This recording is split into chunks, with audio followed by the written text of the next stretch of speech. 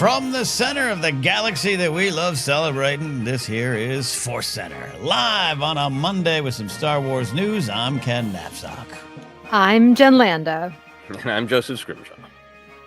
Yes, you both are. And as you can tell from Jen's wardrobe, we're actually going to get a chance to celebrate Life Day live, I think, for the first time in our existence. Mm-hmm. Yay! Dreams come true. Is it how big of a dream, Jen? We've talked about Life Day. We've done Star Wars Star Wars Holiday Special stuff, which we will today, but today's Life Day. This is big. Yeah, I told my 10-year-old, I was like, today is Life Day. I have to go celebrate. She's like, what is Life Day? Buckle up, baby. Let me tell you all about the Wookiees. Did you then grab a chair and spin it around like you're Michelle Pfeiffer in an urban school and be like, I got some things to tell you about orbs and songs and life days? Yeah, it is true. It is a little absurd. And yet she didn't bat an eye after I told her about it. She was like, oh, okay. Do I get presents? Yeah, right. What does this mean to me? Like, what does this mean for our family? Absolutely nothing. I just put on my robe. Now, hold on, Chet. Is that a Life Day specific robe or is that just something from the couch? What is this? Some years ago, my mom, I think, found this at CVS and gave it to me as like a Christmas present. And I was like, what do I need? Oh, this is going to work perfectly for Life Day. Like, come on. I think it's, remember the Snuggies? Yeah. Is a slanket the blanket with sleeves? Like, yes, exactly. Okay. It's just like that. And every year I bring it out and I suddenly feel festive. Yeah, absolutely. Why not? Absolutely. It's good. I'm just wearing my beanie because I can't afford to run the heat. So it's a cold day. It's a cold day. Capitalism wins. There you go. So, hey, we're going to dive into Star Wars news, just a tiny bit of news. But we're talking about Star Wars holiday special, which, I don't say this cynically. In our 10th year of being a podcast, 11th year of broadcasting, we have covered the anniversary of Star Wars holiday special, but it's fun to revisit it. We'll have some questions there. As always, I want to remind you, we have each episode sponsored by our own merch shop. If you want to pick up some merch for the holiday season, links down below. If you're watching on YouTube, just check out Fourth Wall. You can go get that link. It's forcecenter-shop.fourthwall.com. Mugs, beanies, I think, even hats. You can do things there. And if you're like, hey, there's something there we'd like, but it's not, just let us know. We'll add it there. So there you go. Check out our Force Center Fourth Wall shop. Ready to talk a little life adventures. Joseph, we'll start with you because you have been busy working as well. Jen's busy too. I'm the least busy of the three of us. I think we're all busy. We're all busy. Yeah. And adventures find you anywhere. So November 17th is, of course, Life Day, but it's also two other very special things. It's the anniversary of the release of Casino Royale. And perhaps even more important in my household, it is my actual anniversary, my wedding anniversary. So right. Yeah. So Sarah's in the other room, and I was like, oh man, I forgot I was gonna move ForceCenter around if possible. And she's like, no, have fun doing it. Go talk about Life Day, and then and then we're gonna go out afterwards. But yeah, it was this is our 19th wedding anniversary. So we got married on the day that Casino Royale came out, and the day after we went and saw Casino Royale. But I remember looking up what else happens on November 17th? What's in history? What happened that day? And being reminded that, not reminded because I didn't really track then of like, that is the day of the broadcast of the holiday special, which makes officially we're getting married on Life Day. And I told her about it, and she was excited, and just like she had never seen it, didn't know what the hell I was talking about, but was very excited that we were getting married on a Star Wars day. So I'm really happy that the entire galaxy celebrates our anniversary. Was she on board when you whipped out the robes and the holiday orb and the song, and you were like, this has got to be part of the ceremony? Or yeah, I mean, at the time, there was like, man, she knew me before we ever started dating. She saw me doing a comedy variety show. So it's like, it's Star Wars, but it's a comedy variety show written by 70s people who were probably using drugs. It was all the stuff that one used to say. And we've watched it multiple times. We have an orb that we got from Disneyland. I have my Life Day Chewbacca action figure. Beautiful. There's all down and excited about Life Day. So that's great. That's great. So yeah, other quick Star Wars adventure. We've been having a weekend together, so we went to the Academy Museum. They've got this great Jaws exhibition. Really highly recommend the Academy Museum. But there was a fun bonus. They have a camera there on display that was used for both Jaws and then actually used for Star Wars. And I love seeing that, like, real tactile, mechanical. This is what, a cranky camera operator used while George was having a panic attack to get these shots that we all now love and celebrate. Physically there, the mechanical object that captured, helped to capture these images. There's something really moving about that reminds you that all of these dreams that inspire us and all these images are born of real physical human people just trying their best. Not just a prompt. The prompt, yeah. Yep. I love that. I gotta go check out that camera. You could probably touch it and just feel the energy of, I'll get this shot for you. No, you yeah. I took a picture for you of me by the camera pointing. I love your story of thinking that's what a director does, is point on set. That's what it does. Oh, man. Wonderful adventures all the way through there. Jen, a big day for you, obviously. No anniversaries other than Life Day, but where are you at? I went and saw Back to the Future. It's the anniversary. How many years? 40 years? Was it 40 years? Yeah. Yeah. Mm-hmm. Yeah. Is it? Oh, yes. Yeah. Yes, it is. 85. Uh-huh. And we took the kids. Overall, I would say it was a success. There is a lot of love. Like Huey Lewis, The Power of Love, right? That's kind of the theme of the movie, really. My kids, less on my younger one, my older one was like, this is so gross. Like, why do I keep kissing? And like the whole thing with him and his mom, like, I'm like, oh boy. All right, maybe we should go to the bathroom now. Like, this is just it was a little racy. How did we see that as kids? I don't know. Did you guys see that in the movie theater? You didn't? I saw it as a kid in the movie theater with my mom, because as an adult, I realized I went to movies when people talked about them a lot because my mom didn't want to be left out of the conversation. It's like one day she picked us up and like, we're going to E.T. And it was like a month into the run of E.T. because she was tired of not being in the conversation. So I think Back to the Future was a time where it's like, she wanted to know what was going on. So she took us to Back to the Future. Like, yeah, I have many conflicted emotions that I'll unpack later someday. Yeah. Yeah. Eventually saw it at home, but yeah, I distinctly remember. I was about 10, and since we were 6, my dad babysat us when my mom and her sister, my Aunt Valerie, went to see it, and I distinctly remember them coming back like, oh man, there's this DeLorean, and that was like an early memory of mine of like, what is this thing? So eventually, VHS tape rental, I did get to see it. You did get to see it. Yeah, it still holds up. It's a fantastic boy. Michael J. Fox, Christopher Lloyd, like so many great performances. Crispin Glover, right? Crispin Glover. Yeah. So great. Anyways, that was my adventure. No Star Wars, but retro, vintage. Hey, fun. It's got a Star Wars reference in it. Yeah. Yes, it does. Right? Yes, it and does. And then that reference is in Star Wars Visions Volume 3. And Joseph, you and I forgot to mention it in our recording. People are going to tell us tomorrow in the comments. Oh, how could you not see the reference? We saw it. We forgot to talk about it. Yeah. Yeah. It's been a little while. I would like to see it. People are being shocked and caused pain by the revelation of the age of Back to the Future. Back to the Future is how old? My back hurts all of a sudden. Says Chris Ryans. Yeah, absolutely.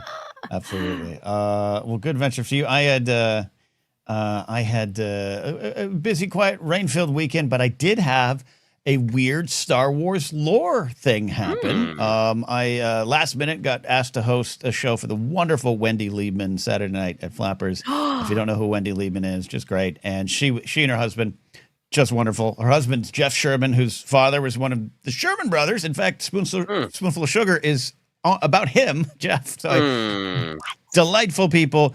But as I was getting ready to get out there and host, Wendy's like, "Oh, my friend Terry's going to be in the audience.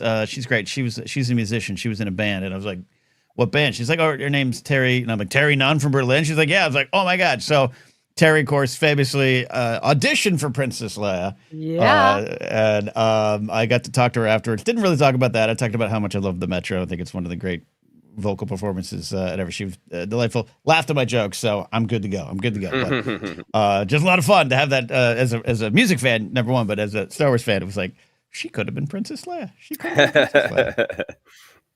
Wait, that's so exciting. Wendy Liebman?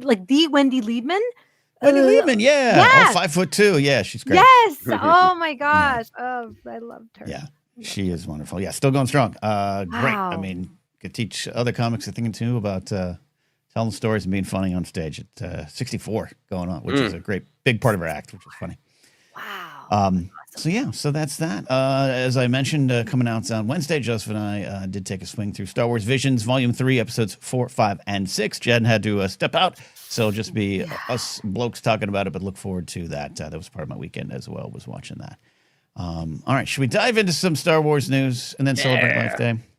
And we'll take live questions here in the audience too. If you got any super chats, we of course appreciate that. Helps us find the questions and helps keep the show going, but not necessary to join the conversation as always.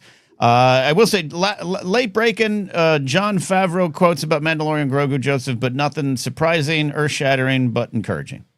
Yeah, I read them quickly, and he basically said he's excited to be able to let Zeb shine more.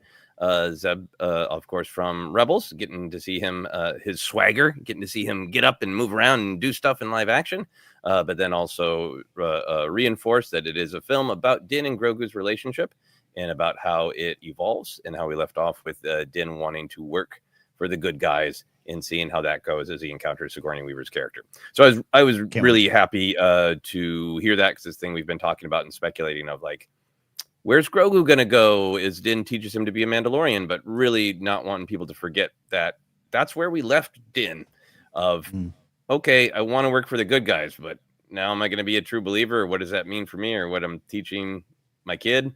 So I'm really excited to get that confirmation from Jon Favreau that it's following through on, he was a lone wolf, then he had this kid. Now he's going to be maybe a part of a bigger belief system. Absolutely. Love that. Jen, any thoughts on that? I know you were a lone wolf and then suddenly kids happen, right? Yeah. No? So funny. I was just telling my husband that. I was like, I am a lone wolf. I need some time alone, please. Yeah, that will be interesting as someone who is an introvert and somewhat antisocial. Like, how does Din navigate this when there are holiday parties and things that you got to do with a kid? Yeah. Maybe that will be a part of it, if Zeb demands that he goes to a Life Day celebration. Right. Oh gosh. Can you imagine? If anyone could do it, Jon Favreau could do it. I'm counting on him. They give him the orb, like, where do I need to take this to? Is this a bomb? Like, no, it's an ornament of peace. Just raise it above your head. What? Yeah. I feel like there's got to be some big surprises. I really feel like they're hiding something, right? Like kind of what they've been releasing is like, okay, that makes sense. Yeah, more Zeb. Okay, great. What do you got? You got something that you guys are hiding. It's going to be big.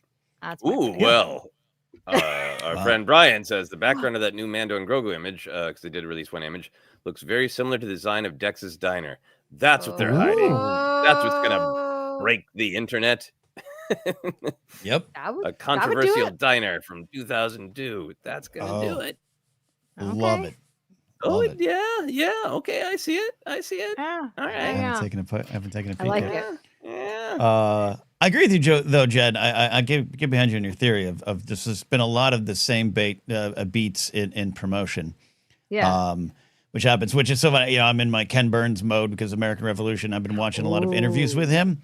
and I think he's one of the great speakers. I could just listen to him speak, but he he very clearly has kind of just his points and beats down for interviews, because I've heard the same interview 9 times with him, but 9 different people and 9 different podcasts, where he's just like highlighting, because it's just a trailer. His interviews are just a trailer. He's not going to let you know everything. So I think Johnny Favs has some of that energy too, and I think that's a good thing. We're going to have a lot of fun when we finally get to the theater or see a more expansive trailer. Mm-hmm. Yeah, a lot of theories.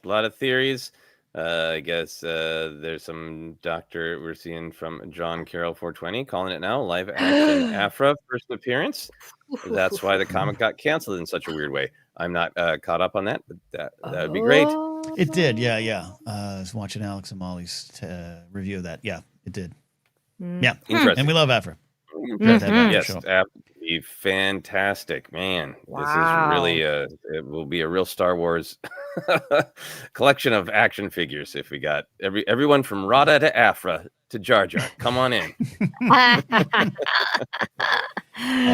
There you go. Yeah, Igor says. So I'm just glad we're getting more M&G material. Favreau and Filoni like to play things close to the vest, but could also be annoying at times. We had this conversation at I think it was Anaheim 2022, Joseph. You remember you, me, and Ash Crossan were drinking at the hotel lobby bar, and she kind of had said, like, yeah, she's their favorite host. They love bringing her on. She was like, Dave would prefer to not do these or say these at all. He enjoys the fans, obviously. Not taking that from her comment, but it was just like, he doesn't want to reveal anything because that's part of the fun. So I think if they can clamp it down, that makes a lot of sense. My hope continues to be that it is more about Grogu having to face his traumatic past, and they're not quite playing their hand on that. Yeah. Okay. Absolutely. Yeah. Theories about. Well, let's get into some of the other Star Wars news. Like I said, not a lot. One big story that's been talked about in other spots, but our chance to catch up to it. And it's interesting. I'm surprised by this one. The Hound in Andor, apparently so. At some point next year, of course, we'll see Rory McCann step into the role of Baylan Skoll following the tragic death of Ray Stevenson. But we almost saw the Hot Fuzz actor Narp opposite Diego Luna in Andor as Brasso. This, according to Joplin Subtain, who the man who played Cassian's best pal, Brasso, in the show, and played him wonderfully. While speaking on a panel at the Smugglers Surrey Star Wars Weekend, hosted by the fine fellows of Star Wars Sessions, great chaps over there, Subtain revealed that he had originally been cast in a smaller role, and McCann was set up to be Brasso. They even shot scenes with him in the role. That's weird. We're talking about Back to the Future, because this is Eric Stoltz energy all through this here. But what started out as a limp with McCann turned into something more serious for McCann. He had to have knee surgery and could no longer play the role. That's when Subtain slotted over into the role and made it his own. So that is quite a reveal, Joseph, a fun one. What do we think about that here? And let's dive into this. Yeah, this is fascinating on many levels. I believe Joplin Subtain, whose name I didn't pay that much attention to during Andor. I loved his performance as Brasso, but I love it when an actor in Star Wars has a great Star Wars name. Yeah. Joplin Subtain is like, maybe that's what Tim Carlo should have been called. Anyway. Exactly. Carlo. He had a quote about, they even at one point digitally put his head on the Hound's body. And I like that he called him the Hound in the interview. That's how powerful Rory McCann's performance in Game of Thrones is. Like, not even on Rory's head, on the Hound's head.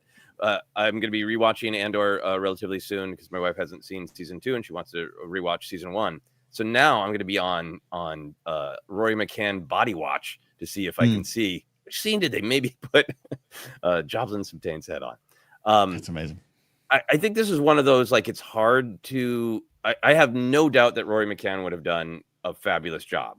But it really does change the role for me because I think Brasso, when we first meet him, you do get like, oh, he's a large man, he's an imposing presence, but he's so like calm and direct and all that, and I have no doubt that Rory McCann could have played it just as well.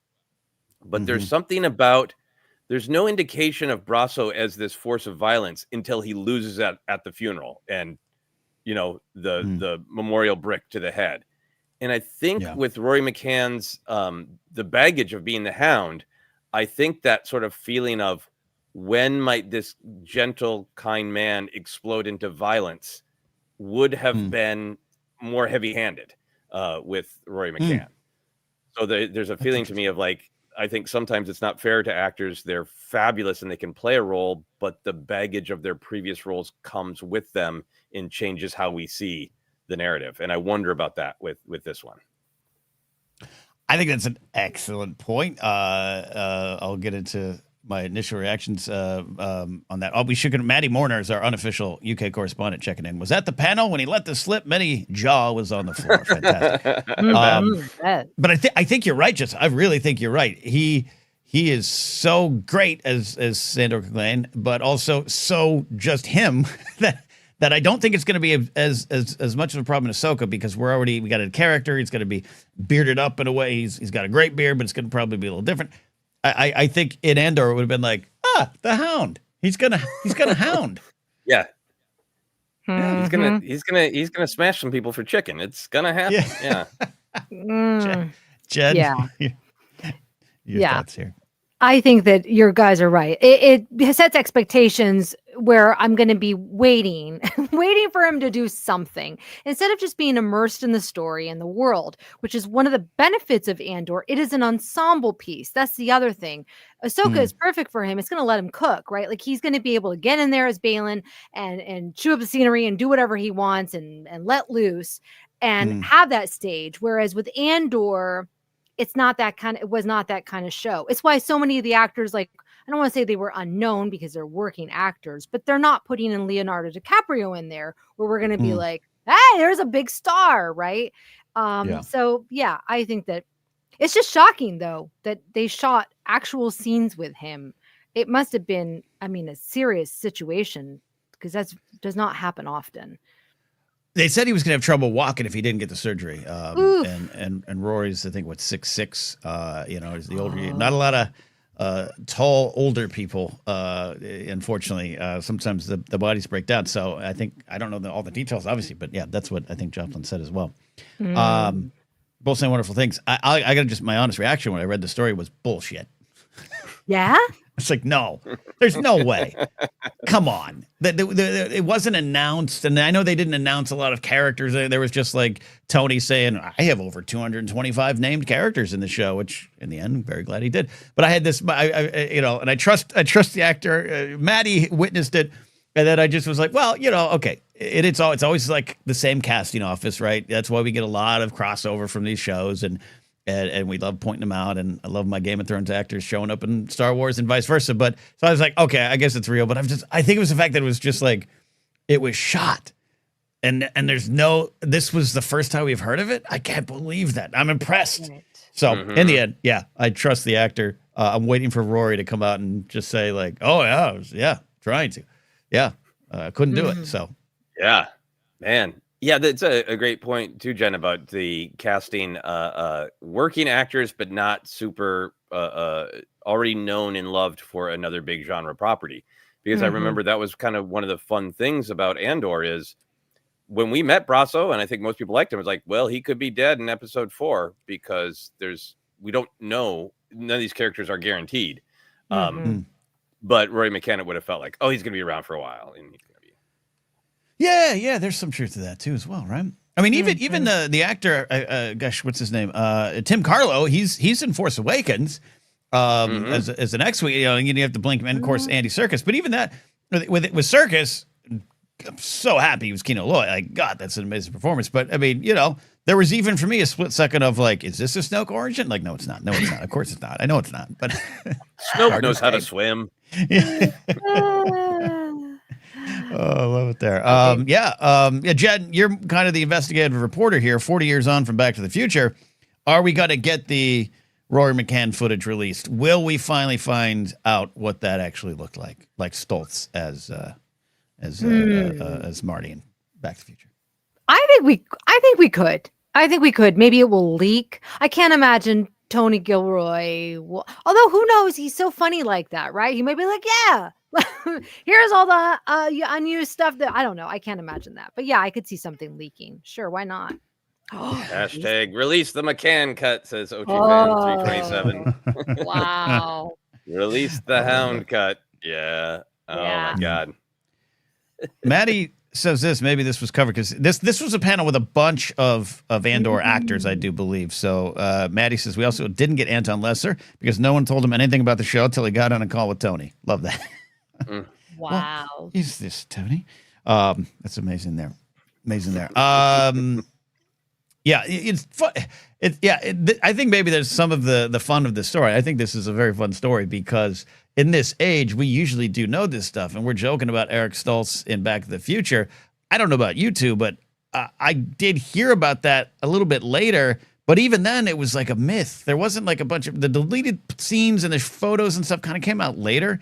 It was kind of one of those like the dude from Mask was in. What are you talking about? Like it's Alex P. Keaton. He did it. Mike J. Fox did it. And that kind of stuff came out later. It was playground rumors to confirmed in some Cinescape magazine in the 90s for me. I don't know where you guys are with the Stoltz of it all. Years afterwards, probably like on a DVD extra or somebody at a bar or whatever. Yeah, living in Minnesota, people weren't running out to buy physical copies of Variety, which is where it would have been reported that Eric Stoltz had been cast and Rocky production for Back to the Future. Like it's not the same as you get that on your phone when you wake up in the morning. You would have had to hunt it. I don't know if you even could. I don't know where I would have went as a small Minnesota boy.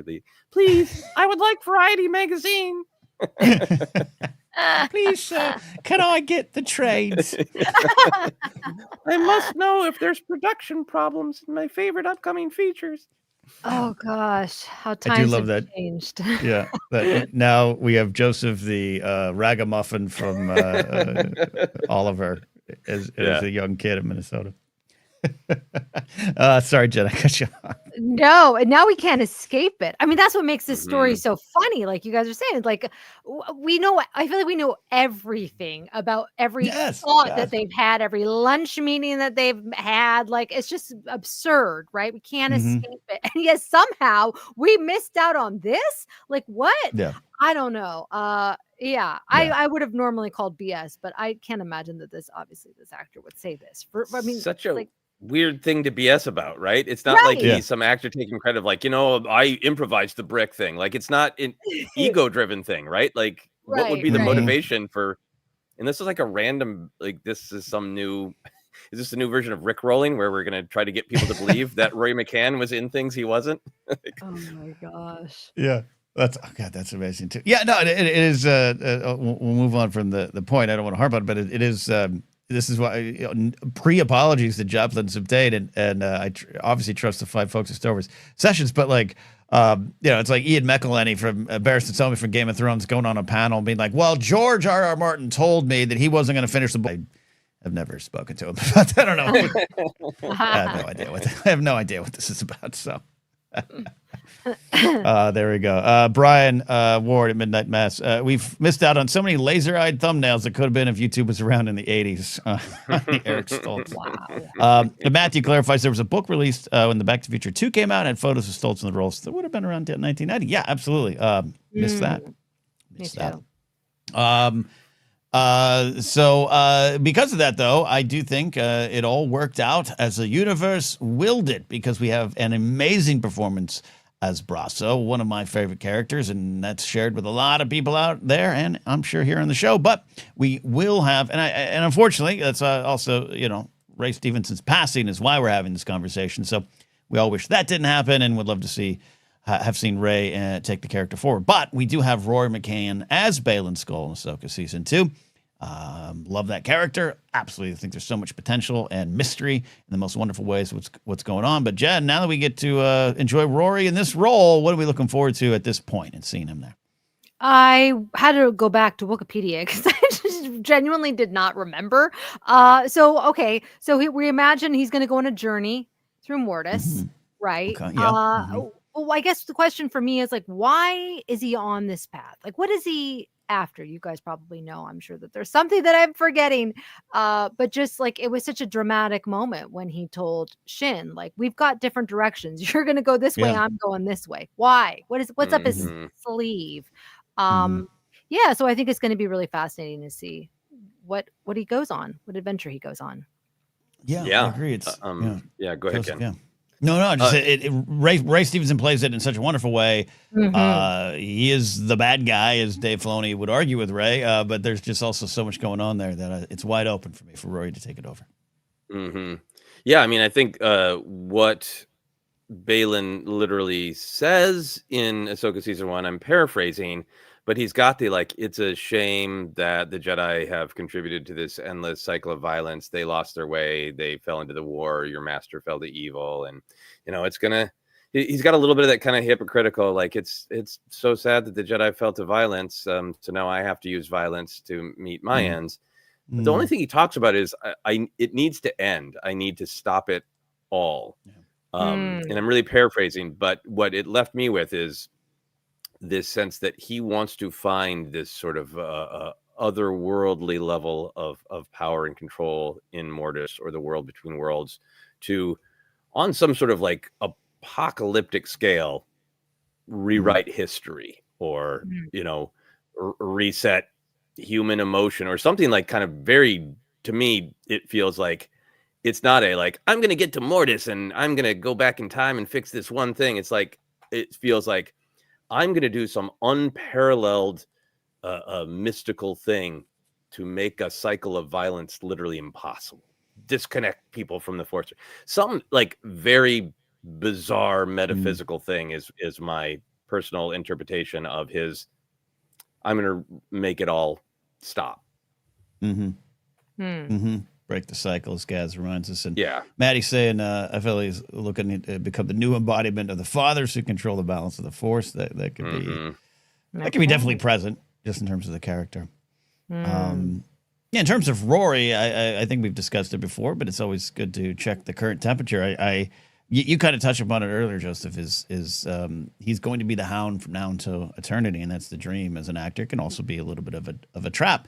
I think he's going to be able to show all the same kind of things he brought to that role, including the deep waters running, still waters running very deep inside that character as he moves, changes, and ultimately sacrifices himself. But I think for Rory himself, like the Hound's not even his normal speaking voice. He's got a different accent. He has a chance to just do something different and do a version. Obviously he's not just going to impersonate Ray Stevenson. He's going to find himself, and everyone on set is talking about how great it is. So I think you're going to find another gear, and I'm happy for him as a performer. Wait, what is his accent really like? Now I'm curious. I don't think I've ever. If you're bored late at night, Jen, when you're not getting your higher education finished, you can Google like those YouTube videos of YouTube or Game of Thrones actors in the real accents, and there's like a long list of them. Oh, they're cool. all slightly different. Oh, that's fun. I like it. I like it. Yeah.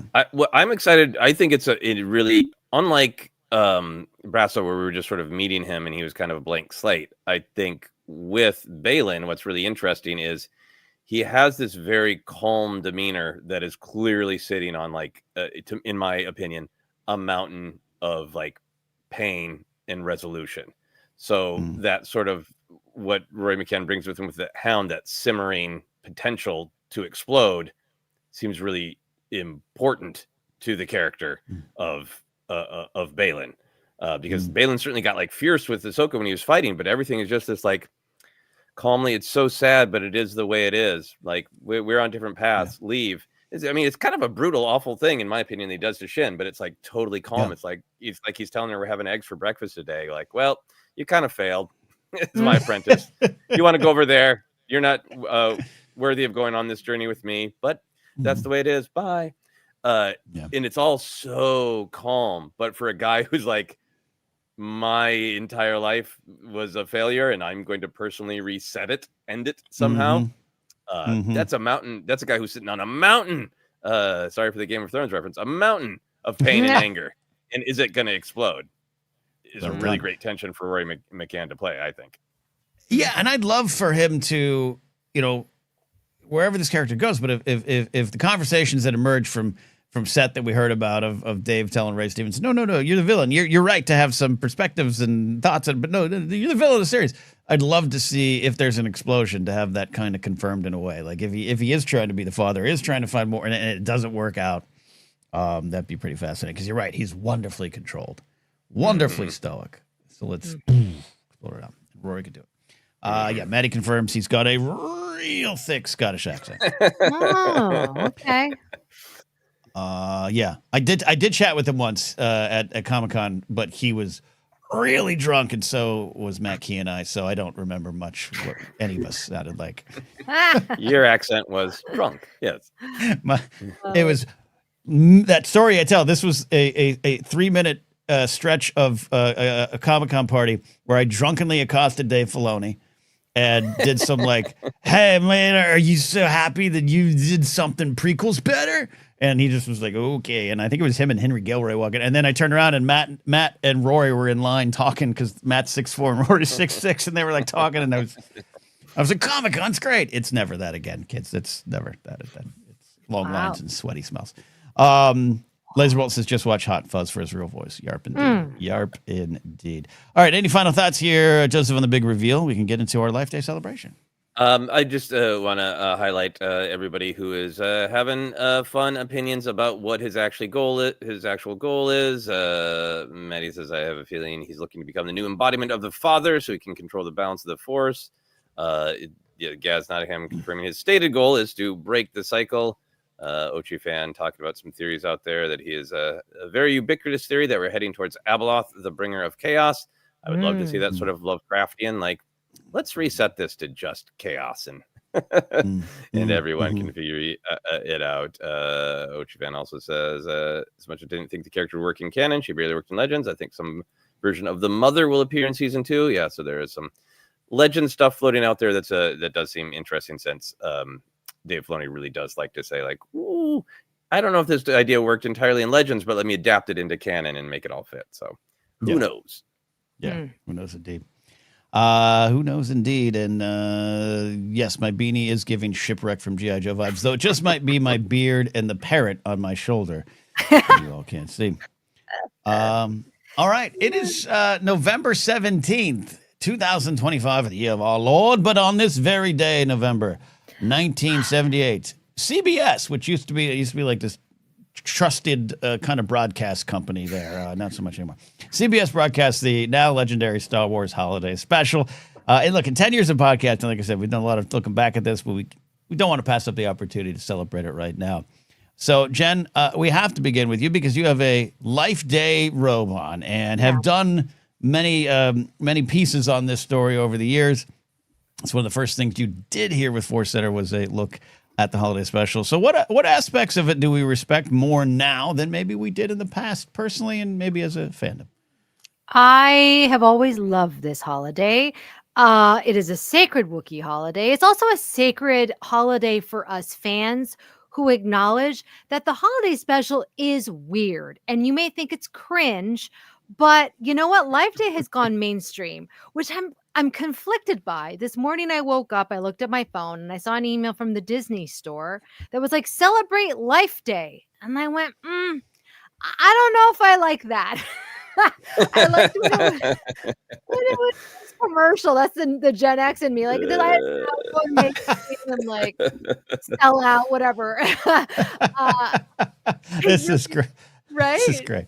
That I knew that I had that cassette. I had their first album on cassette before they did Lollapalooza.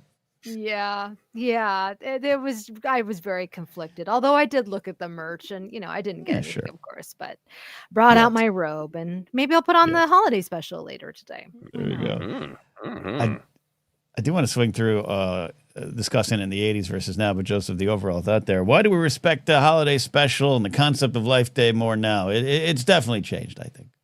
Yeah, I think so. I mean, I think that people are maybe embracing it more as a product of its time. Yeah, I've realized that I saw Star Wars probably summer of '78 in its re-release. I was born in a small town north of Minneapolis, up north of Minnesota, called Brainerd, and it took a year for it to come to the theater. So I would have seen Star Wars in the theater, and they are very foggy because I was very young, but I watched this live. And the impact of it for me as a kid was Boba Fett scary and cool, and being really invested in the actual through line of Chewie has to get home for the holidays, and Lumpy wanting his present. And I remember being extremely traumatized. And I think, in fact, in the 80s, I did have conversations about like, yeah, I guess it was a weird variety show. But what I remember as a kid is the Imperials take Chewie's kid's toy away, and then Chewie violently throws them over the trees, and you watch them fall to in my mind, that end beat where the stormtrooper just goes, and falls off was like a huge violent action scene where Chewie like lifted them above his head and hurtled them to their death for tragically messing with his child's bantha toy. Like, it lived large in my imagination. But I think, to the point of your question, Ken, I think that there is some acceptance of it as a period piece, rather than, when Gen X, when it was younger and even grumpier than we are today, it was just wrong. Star Wars should be cool. Star Wars shouldn't be dopey and silly and have songs. And, I think other generations have, like Jennifer has expressed, there's a lot to enjoy in Star Wars, and some of it is the silly, some of it's the fun, and there's so much to enjoy in the holiday special if you're willing to not be so dogmatic about what Star Wars should be. Yeah, no, absolutely well said. Laserbolt had this comment earlier. I watched the holiday special with my family. I was so hungry for Star Wars that I was the only one who enjoyed it. I was 11. And I think that speaks to what you're talking about, Joseph. I think that speaks to it of the mind. And yeah, that's what's changed overall. And I think we have a better understanding of what it is. And the snark, it's okay to be a little snarky. It's certainly weird. I can understand George going, I licensed what now? Like, I get it all. I get it all, but it is it's part of this wonderful weird galaxy that we love celebrating in. And a little question to continue that, as I said, and this might just be the theme today, is Ken grew up in the 80s, disconnected from pop culture news. But growing up in the 80s, this special was more of a whisper, right? You saw it, Joseph. I had no idea it existed for a while. It was an urban legend about this one-time weird one-off thing that George hated, which, there's quotes to back that up, I would say. It is certainly more celebrated now. And Jen, in keeping with what Joseph was saying, and you've tracked this, you were one of the early champions of this. For me, like I really truly only found out about it in detail in like the early 2000s. I think I've said this before, but there was a website called Wrestle Crap, which pro wrestling is just wild and weird and silly, and they induct horrible things from wrestling into like their Wrestle Crap Hall of Fame because they're so bad we have to celebrate it. But every year they would reinduct the holiday special, and they would break it down with like GIFs and no video or just still photos. And that's kind of how I really finally confirmed Akmena and Krellman, all these things that were just kind of floating in the back of my mind. That's definitely changed. More information, and you're part of that, Jen, of getting the information out. So. When do we think this happened? How? Why? As Joseph said, more being open to just enjoying the weird parts of Star Wars? I think the internet, social media, like you're saying, Tumblr, right? Like sharing those GIFs, sharing these images where it's like, wait, that's Star Wars? Because I had heard about it, but I could never track down a copy. They were like, oh, there's no copies that exist. Like, that's what was always told to me. It was not until the internet that I was actually able to sit down and watch it on like some random website where I was scared I was going to get a virus. Like it was right on YouTube. It was not on YouTube. And I remember watching this going, oh, this is even better than I imagined. How did this get made? Like, I had so many questions. I was like, how could anybody hate this? But then I knew why people could hate it. But it's like, it just spoke to me in a way that I never knew. And I just was like, oh, this is what I've been missing out on. And there was a small group of Star Wars fans that had like, I think it was like International Wookiee Life Day. It was like an actual fan account where they would count down the days on their blog and every year. And there was not many people that were celebrating this. And so now to get that Disney email, it just cracks me up because there was a time where people were like, what? You want to do what? And to see Life Day get mainstreamed in a like Lego holiday special and all these other places, it's like, all right, okay, it's okay. I'll accept it. Yeah. Oh, great comment from Karen here. Karen says the special was all the Star Wars TV we had at the time. Comics had just started, and only the first novel, Splinter the Mind's Eye, was published. So yeah, that's definitely part of the historical context. But what were you saying, Ken? Honestly, now I can't. Now there's a debate on. Well, there's two things. Sorry, totally distracted. My attention deficit is disordering. Matthew Stokes says, in fact, both Donnie Osmond and George wrecked heavily at the Long Beach Grand Prix Pro Celebrity Race. I actually know that. I researched that heavily and wrote it for a YouTube channel called The Drive. Videos up on their channel. I wrote it over the summer. George really effing wrecked. It was dangerous. He walked away completely unscratched, but it was crazy. And then sorry, Tully says, can't believe I unironically pronounced GIF with a J. I have given up. It's a GIF, and I don't care what the creator says. It's a GIF. GIF? Yeah. Oh, I said GIF. Well, because that's what the creator says, and I've just given up, Jen, and I don't want to fight anymore. So I say GIF, so no one yells at me. But I think it's GIF. People yell at you for GIF? Because the inventor says, it's GIF, and it's like, great, we took it over. It's ours now, and it's GIF. Well, I appreciate both the original 1977 GIF and the 1997 special edition GIF, where the creator makes more what he always intended it. They're both fine. They're both fine. Anyways, I got distracted, so I forget what I was saying. I apologize. Yeah, I think an interesting thing about the trajectory of the holiday special is the arc of when and where it re-entered Star Wars. Like I remembered it, and I talked to people about it, and I had a friend who found a VHS copy and made me a VHS copy, and this was like the year 2000. And he's like, I'll give this to you, but you have to promise that you'll watch it with other people. And even in the time of, more Star Wars comics and books, I wasn't that into them, but The Phantom Menace had come out, and I watched that on VHS a bunch of times. And there was some night in 2000, it was just like, I'm lonely and tired, and I want to watch Star Wars. And against my promise, I watched the holiday special, like, alone with a 6-pack of Leinenkugels, and it was a strange, rude awakening. I think part of it to me is the journey of our relationship with irony. Those 70s variety shows are just they're a weird, happy, shiny that I think that generation tried to continue. Like, well, television should be happy, and there should never be any acknowledgement of problems. And like, we're not going to have a hard-hitting, ironic piece about the oil crisis. It's just going to be Donnie and Marie dancing, and there'll be silly things and lasers and whip, whip, stir, stir, stir, and almost like this sense of like, we're dancing so we don't speak about the truth. And then I think Gen X had kind of a pushback of we like things edgy and violent because it's true, man. It's real, man. And then I think Gen X so got obsessed with everything should be edgy and violent. Every film should feature Keanu Reeves in a leather jacket killing people. We got so into everything. And that's no slight against the Matrix, which I love, but we got like everything should be edgy and dark and ironic and painful. And then I think there was another wave of like, hey, things can be silly and fun. And I think the holiday special reemerged into this era of it's fun. It's fun when things aren't full of irony and cynicism. And the Life Day is just so like, it's fun and kind and direct. It's just like, hey, Chewie wants to get home for a holiday. What? and people are being funny and goofy. Calm down. Yeah.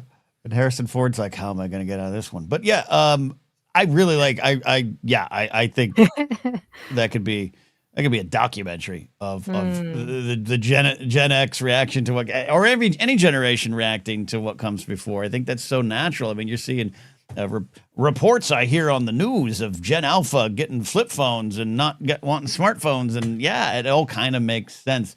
And I think a lot of what's happened, and Jen, you can continue it or disagree or add more to it. Like, I think we're of that generation, not necessarily you, but we're of that generation that was like, we all determined this sucked, right? And then when you start finding out other people don't think it sucks or find joy from it, you have a choice. You have a choice in life. And a lot of us, number one, it is hard to wrap your brain around it. Yeah. With the holiday special, we're not talking like Phantom Menace. We're talking like Harvey Corbett, he pours beer into his head. Like, what are you talking about? Like, what? Directly on his brain. You like this? Okay. Okay, Yeah. and I think it's hard for us to struggle with it. We struggle with that, and you can choose cynicism still if that's the case, you know? I think that it really is about like, what did you grow up on? So for me, I grew up on Mm, watching musicals. I grew up on watching variety shows. I love a good, I'm not turned off by that, right? Like that's like, okay, I loved Golden Girls. So seeing B. Arthur was exciting. I watched the Carol Burnett show, Harvey Korman, right? All mhm, these mhm, things. I also love just like weird things in general. And I think that for me, it was easy to get on board. I can understand why people would see it as cringe, but there is something so freeing about just letting it wash over you. Just let Hmm. just let the holiday special in all of its weirdness. Just find the silly moments. I'm sure maybe it's not for you, but I'm not going to get into an argument with someone over it, which I mhm. could very well see some people from our generation wanting to Oh, yeah. argue over it, right? But the beauty about Mhm. getting older is I don't effing care. I don't effing care if you think it's cringe because I'm wearing my life day robe. I'm living my best Wookiee life day. Yeah, it's that thing that we have, and it's not just generational, or contained to one generation, but it's just this the lack of the ability to kind of carry multiple thoughts at once. I just ran into this over the weekend. I posted a silly, stupid video that I did literally in one take in my backyard about how excited I was for the new Ken Burns doc. It kind of went outside my circle. Got a lot of people on TikTok, and the amount of people who feel the need to comment with the, well, do you know? And it's kind of like, yeah, I know that there's Civil War. His doc isn't perfect. I know he's not a historian. He's said that. He's a filmmaker. You just want to, what's your point here, man? And I think there's some of that stuff with what you're talking about with Life Day, where it's like, but don't you know that the itchy porn, it's the Wookiees only don't speak with subtitles, and you're like, yeah, I got it all. I know Mark Hamill has a weird makeup thing going. I got it. I'm aware. I got it. Yeah. I like it. Back off, man. Right. It's Right. just this yeah, it's like, I get if you don't like Ken Burns, you don't have to like him. Right. I got it. I'm here on this world too, man, and let me wear my Life Day robe. Yes, the theory of mind, like you said, holding two things, right? I can like it and you cannot like it, and that's Yeah. okay. Like you don't have to try and change Yeah. my mind. Oh, but maybe Yeah. that's just the internet, right? Like gamifying everything. It Making is, but everything also just right. the human nature, and I get it. And that's things when we all make references of running into problems at bars and everything. That's the thing. It's like you putting on a Life Day robe, Jed, and celebrating this thing as you have had for years, or you, Joseph, hosting a little viewing party or watching it alone when you were sad and lonely. I want to go back to 2000 and hang out with you. Does not mean you are declaring the perfection of this media. It's just you are declaring a joy for it, and it's two different things. This is a test for all fans. Yeah. I wonder also if there is something about it in that, in our modern age, I love a lot of the canon. I love the emphasis on emotional canon, and I love, all the effort to find a balance in Star Wars storytelling, from the sort of the dark and tragic to the inspiring to the silly, and kind of getting that all those ingredients mixed right.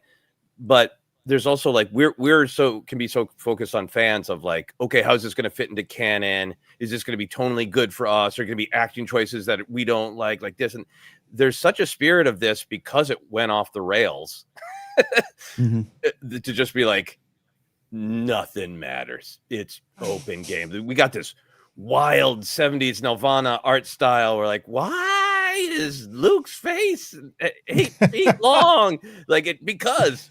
Just because George Lucas thought that was cool, and then George Lucas wasn't involved in the just like blatant skits and the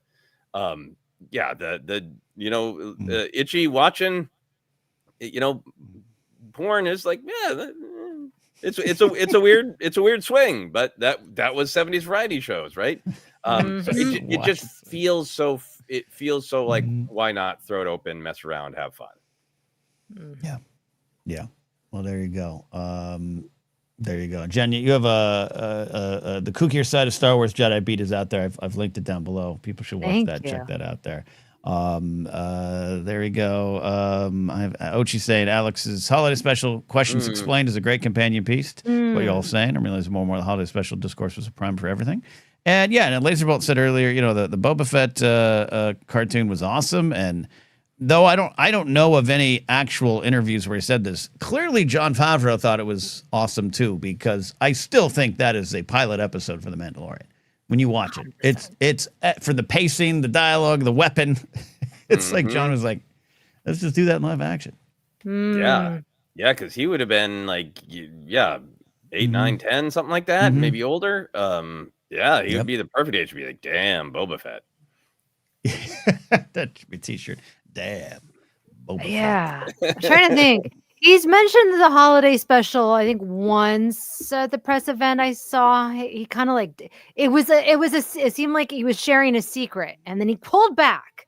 But I was like, oh, I think he's a fan. I think he's a fan. There's that video when George is on set at Mandalorian and he's trying to show him the pulse rifle. It's like, hey, I got this from the holiday special, and George is like, I had nothing to do with that. George is like, keep that out of my museum. Come on, man. I don't want that anywhere near my museum. Don't you dare. Don't you dare. We're going to close the show here soon with some how to celebrate Life Day. Jen's going to lead us through that there. Maddie asked a great question. Do you think they'll ever re-release it? Oh. I got to imagine that's an ironclad contract George signed, and we'll get the quote unquote unedited or original trilogy's non-special edition officially before we'll get this. But it's come out in other ways. Skeleton Crew making the very direct reference. I think. Anyways, I don't know. Direct references to Life Day and all sorts of Star Wars media. The Mandalorian too, right? Yeah, Mandalorian and all sorts of publishing. Yeah, I think unless there's something ironclad in the contract or some legal hang up with the music or whatever, I think they will re-release it eventually. And who knows? Maybe George will relax about it. I mean, I think he's kind of it feels like the kind of thing that he embraced later in life with letting people do fan films and pushing back on. Star Wars is always supposed to have an element that's silly and fun. I understand his hurt at the time when he totally lost control of it, and it risked making people not take it at all seriously. I get it. But it seems like maybe he has room to change from, I want to track down every copy and personally burn it. Maybe he's changed. Yeah. Jen? Yeah, I think he's having more fun with everything. It seems like he just seems like he's having a good time. He's excited for his incredible looking museum. Saw some aerial shots. Have you guys seen those aerial shots of the museum? Yeah. Oh my gosh. Yeah. I can't wait. Put us on the list. 2026, right? We got they did announce 9/22. Yep, yeah. September 22nd. Ah, there we go. There we go. We'll be there. Somehow, some way. We're working on it. Kyle said we missed his one earlier of GIF is pronounced at. But Kyle said it's been released on Paramount Plus. No one's seen it. That's true. It could be a CBS property. Lucas moment to buy back. Happy Life Day, says Matthew Stokes. And Jen, that's where we're going to kind of go to close this live stream down here in a bit. We have celebrated before. In fact, I remember a couple years ago, we sang the Life Day song. Didn't we sing the Life Day song here? Oh, yes. It's on our YouTube channel. We clipped it out. The algorithm did not like it. You can like it now. Hype the video, everybody. Hype the video. Celebrate Life Day. So, Jen, how do we celebrate Life Day now in 2025? I came across this delicious Trader Joe's tea. It's like a pumpkin spice rooibos tea. Anyways, a friend of mine made that and then added some almond milk or oat milk with it, some cinnamon, some nutmeg, vanilla. It just tasted really cozy. And I think I'm going to make that for myself today. I don't know if I can watch the whole Life Day special, but if you can, go for it or watch the clips. You know what else? The most important way to celebrate Life Day is to be kind to other people. Like genuinely just do something nice for someone. That's all that the Wookiees want. That's all the Wookiees want. We celebrate. Yeah. Great clips of Carrie singing it out there. Mhm. Yeah, that sounds good. I have a DVD of the original broadcast. My friend Billy Patterson obtained for me. So maybe one day this week here. I can't do it this couple days, but I will. I'll make some frothy pepper nog, which is eggnog and Dr. Ooh. Pepper, and put on the holiday special and fall asleep to a sugar coma and just dream of whatever Itchy is watching. Wow, that sounds so good. It's really good. It's really good. Mhm. So that's how I'm going to celebrate sugar coma, Joseph. Yeah, what's the I'll have meaning? to chat with my wife about how to celebrate it. See if we can find our Life Day orb and put that out. Otherwise, we'll wear blankets for part of the day. That's fair. And for our anniversary, we're going to a jazz show this evening, and the jazz artist talks about loving to improvise. So maybe instead of yelling out "Freebird," we'll yell out, "Do the Life Day song." Or do the Acmena Cantina, say goodnight, friends. Which, do that. Actually, like, I think that's another thing that the gift that keeps on giving is you become fans of other things in life. Like I become such a fan of Frank Sinatra and saloon songs about heartbreak, and that is my favorite section now of Krellman, the weirdo who is pining for Acmena and pours booze directly on his brain to cope with it, and this sort of sad. We're all here in this community to connect, but it is time to say goodnight. And sorry, I can't be with you, Krellman, but get the F out of my bar. Is like, that's a saloon song. That's a Cole Porter song. That's a beautiful heartbreak tune. Absolutely. Oh my gosh. Love it, love it, love it. Thank you for the super chats, everybody. Got this generous one from Igor the Mad. This might be my last live stream of the year. I leave for San Francisco and Japan next week and until after the New Year's. Wow. Hopefully we'll be able to catch one during a quiet day. May the force be with you. Igor, we really appreciate you being here, being part of our community in Discord, on Patreon, and calling into the show on Friday. Great stuff there. All right. I think we're about ready to go. We got this here. The Wookiees just want us to love and celebrate until we cheated space chess. Watch your arms, Chief. That's right. That's right. Multiple times. All right. That's it. Jen, is our Life Day celebration complete? Only you can determine so. Yes, I think we should all do a Wookiee roar. Mine's terrible. Wait,